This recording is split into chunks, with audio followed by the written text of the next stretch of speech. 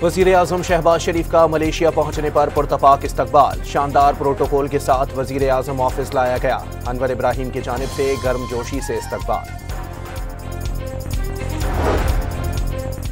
सदर ट्रंप का हमास को गजा प्लान कबूल करने का मशवरा।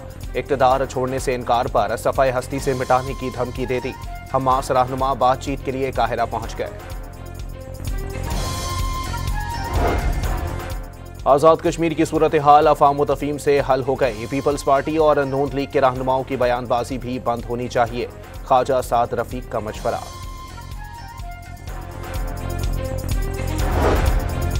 सवात और कालाम के बालाई इलाकों में बर्फबारी और मैदानी इलाकों में बारिश का सिलसिला जारी। वादी का मौसम खुशगवार हो गया।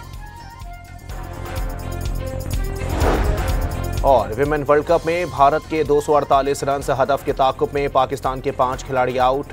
सिदरा अमीन की 50 मुकम्मल।